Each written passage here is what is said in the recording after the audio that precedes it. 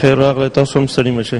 عبدالصمد صاحب، کومه جذبه او کوم احساس و چې دې پروګرام ته او دې دومره لوی غونډې ته راوپارولې؟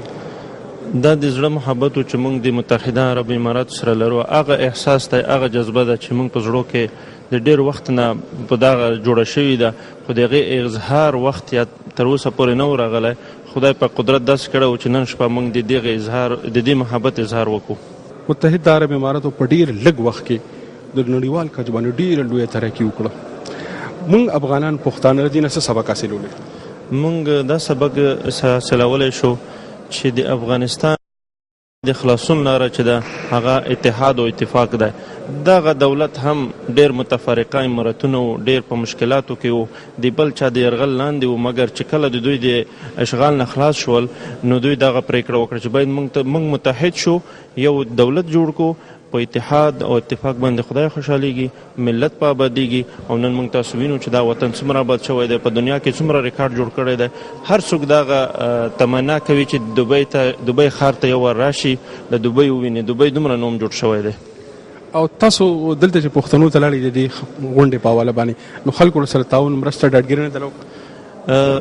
دا به زه په ډېر داسې افتخار درته ووایم چې موږ دغه خبره چې د خپلو افغانانو سره شریکه کړه، دوی ډېر په جذباتو په احساساتو کې راغلل او دا یې وویل چې دا وطن چې دی موږ دویم کور دی، باید موږ د دې وطن خوشحالۍ په ښه په شاندارو مراسمو لمانځو.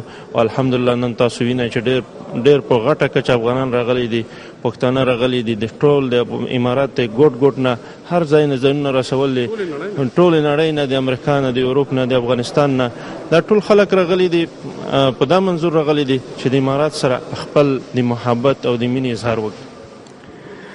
دا به اخري غونډه هوني که نه دي، بیا به هم کوو که نه؟ موږ تاسو به انشاءالله چې تاسو شمشاد وي او موږ انشاءالله دا غونډې به کوو، تاسو په تعاون سره به هر څه کېږي انشاءالله. دا کام به راپاسو، دا به را ژوندی کوو، او چا چې په موږ احسان کړی دی هغې ته به خوشحالی منځو.